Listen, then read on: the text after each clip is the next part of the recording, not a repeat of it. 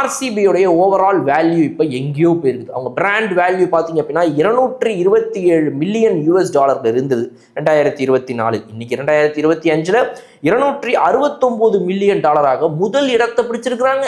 So இப்போ ஆர்சிபியோடைய brand வேல்யூவோட கம்மியாகத்தான் Mumbai இந்தியன்ஸோடைய $242 billion, சிஎஸ்கேவுடைய $235 million மூன்றாவது இடத்துல, இரண்டாவது இடத்துல அப்படி வரிசையாக இருக்குது. ஸோ இந்த பாட்டம் ஆஃப் த டேபிள் இருக்கக்கூடிய லக்னோ சூப்பர் ஜெயின்ஸை விட இவங்க எல்லாருக்கும் பிராண்ட் வேல்யூ அடுத்தடுத்து ஏறிக்கிட்டே போகுது. பஞ்சாப் கிங்ஸ் பார்த்தீங்க அப்படின்னா ஒரு மிகப்பெரிய 30% ரைஸை வந்து காட்டியிருக்காங்க இந்த வருஷம்.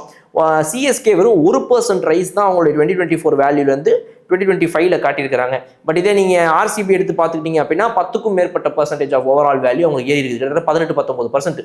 மும்பை இந்தியன்ஸும் அதே மாதிரி தான். பட் சிஎஸ்கேக்கு இந்த வருஷம் அவங்க ரொம்ப கடைசியில் இருக்கக்கூடிய அந்த bottom of the table brand என்டாஸ்மெண்ட்ஸோடைய லாஸ் அது இதுன்னு எல்லாத்தையும் வச்சு பார்க்கும்போது அவங்களுடைய பிராண்ட் வேல்யூ பெருசாக எகிரி போகலை, மேலே 1% வேணால் ஏறி இருக்குது. இதுதான் அவங்களுடைய நிலைமை.